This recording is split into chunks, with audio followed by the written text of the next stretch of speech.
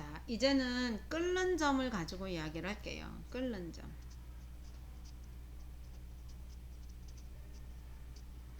자, 끓는 점은 어떤 걸 말할까? 우리가 이제 얘기를 하는 겁니다. 자, 우리가 여기서 알아야 되는 거는 증발한다와 끓는다. 이 차이를 먼저 알아두어야 돼요. 자, 증발은 어떤 거죠?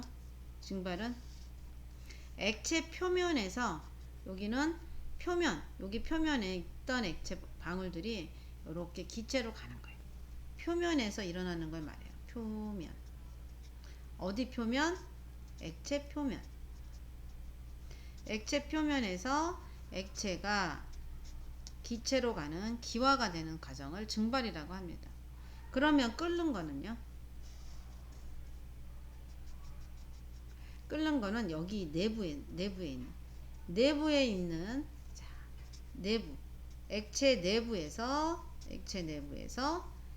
액체가 기체가 돼서 슝 하고 날아가는 거를 말해요. 슝 하고 날아가는 걸 말합니다.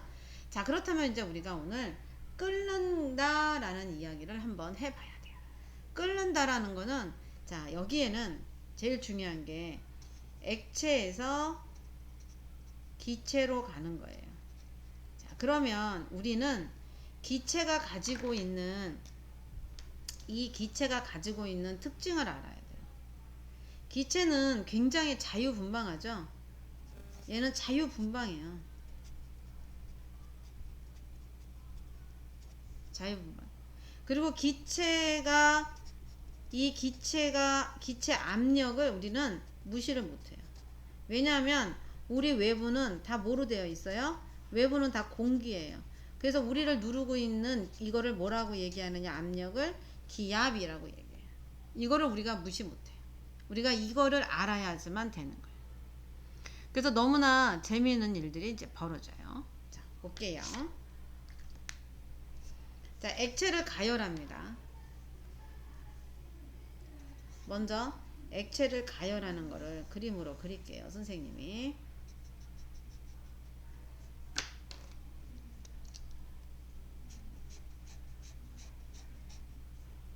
가열합니다. 자, 가열을 하니까 당연히 어떤 일이 벌어질까요? 온도가 올라가죠. 온도가 올라갑니다. 자, 온도가 올라가다 보면 여기 이제 물로 설명할게요. 물이 뭐가 될까요? 수증기가 되는 순간이 생기죠. 자, 그러면서 여기 안에 이제 대류가 일어나겠죠. 대류가 일어나면서 여기 안에 공기방울, 바로 이때 수증기가 생기는 수증기. 여러분들 우리 그 물 끓으면은 방울방울 올라오는 걸 볼 수 있어요. 그 방울방울 올라오는 거를 여러분들이 알 수가 있는데, 요거가 자, 잠시만요. 자, 한번 볼까요? 자, 선생님이 여기에 가열을 했어요. 그렇죠? 자, 가열을 했더니 밑에 지금 내부에서부터 공기방울들이 이렇게 나오죠. 이게 수증기예요. 이 수증기들이 이렇게 올라오는 겁니다. 자, 지금 그러면서 점점점, 그래서 위에 있는 이 김 같은 게 올라오면서 싹 사라지죠. 그렇죠? 자, 이게 어떤 과정인지 우리가 한번 보도록 할게요. 자, 이렇게 해서 끓는 게 보이는 거죠. 그렇죠? 자, 그러면 이게 도대체 뭘까? 우리가 한번 보도록 합시다. 자, 지금 방금 수증기가 요 안에 이 물 내부 물속 안에서 수증기가 생겨나가지고 얘가 이쪽으로 이렇게 빠져나가는 거예요. 그런데 처음에는 그렇게 빨리 많이 빠져나가지 못하는 이유 중에 하나가 바로 뭐냐면 여기에 누가 누르는 거예요? 누가 눌러요? 아주 공기가 누르는 공기 압력이 있어요. 그래서 그 공기 압력이 기압이라고 해요. 그래서 얘가 이렇게 누르고 있으면 얘가 이 물속에 있다가 얘가 이렇게 나오려면 이 누르는 힘과 얘가 이렇게 가지고 이렇게 해서 나오려면 얘보다 지금 여기 있는 공기의 기압보다 얘가 더 세야 바깥으로 휙 하고 나올 수가 있어요. 얘가 이렇게 휙 하고 나오려고 하는 그 지점의 온도를 우리는 뭐라고 얘기하느냐? 끓는 점이라고 얘기를 해요. 그랬는데 이때 끓는 점은 어디와 밀접한 관계가 있느냐면 얘가 어느 날은 기압이 약한 날은 얘가 금방 뚫고 나갈 수 있는 거예요. 그래서 이 끓는 점은 기압의 영향을 받아요. 자, 기압의 영향을 받는 거예요. 자, 그러면 기압의 영향을 받으면 바로 이제 어떤 게 벌어지느냐면은 자, 끓는 점에서 기압의 영향을 받으면 1단계가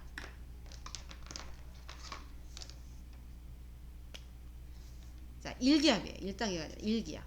자, 1기압에서 액체가 기체로 돼서 뚫고 나오는 요 순간을 우리는 끓는 점이라고 정의를 해요. 그런데 1기압보다 작아버리면 어떻게 될까요?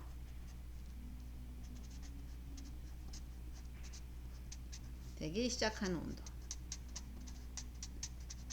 자, 1기압보다 작아버리면 어떤 일이 벌어질까요? 액체가 기체로 하려면 결국은 뭐예요? 얘가 압력이 얘보다 어때야 돼요?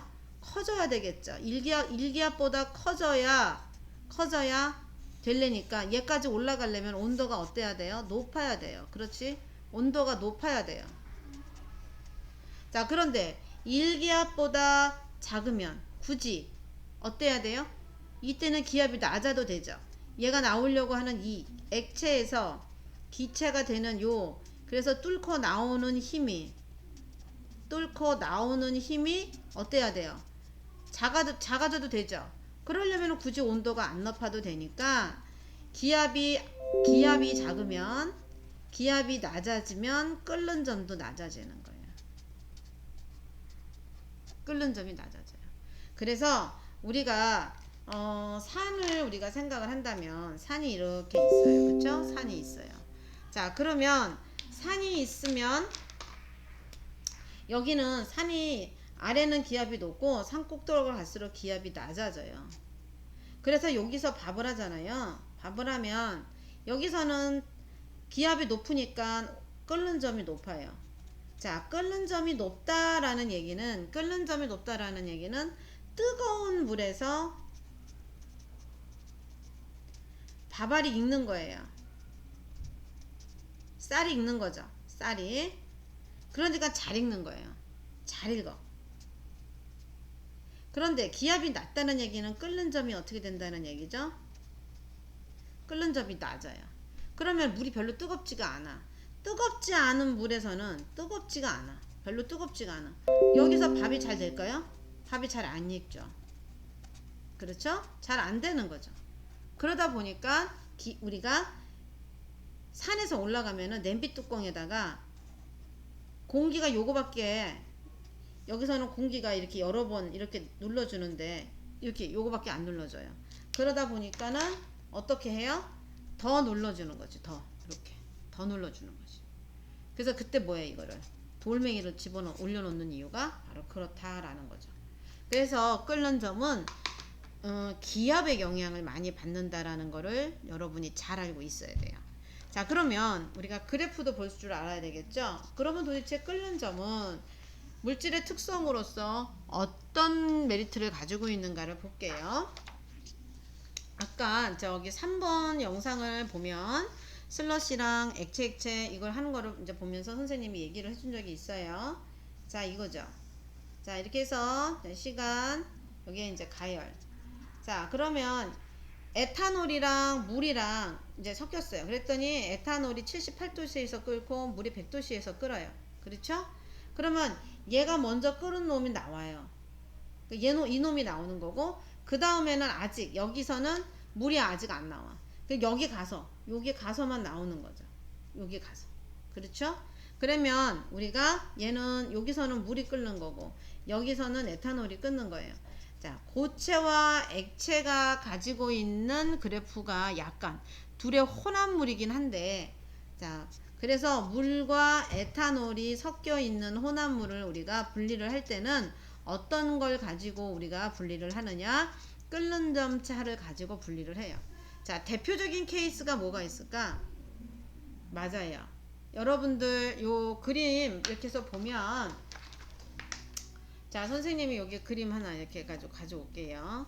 자, 지금 아까 에탄올에 대한 그림으로 여기다 선생님이 이거를 이제 가지고 왔죠? 이거는 이제 교과서, 비상교과서에 있는 그림을 가지고 온 거고요. 학습지인 여러분들 교과서에 있는 그림을 가지고 왔어요.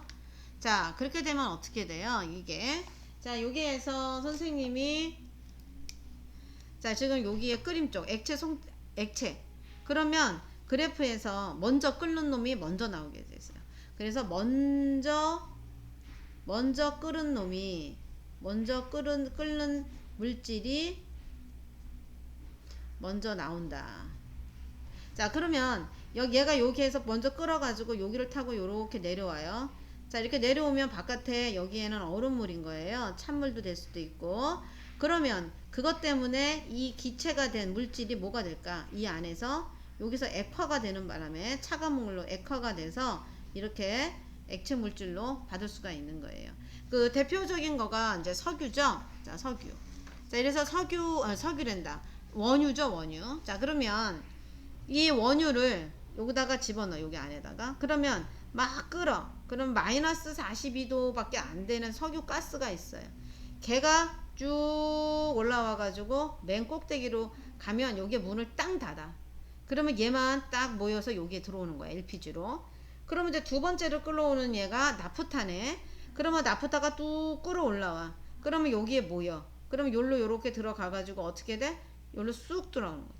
또 이렇게. 그래서 이 석유는 끓는 점이 뭐 할수록, 그치, 끓는 점이 낮은 물건이 맨 위쪽에 나온다. 이렇게 알면 돼요.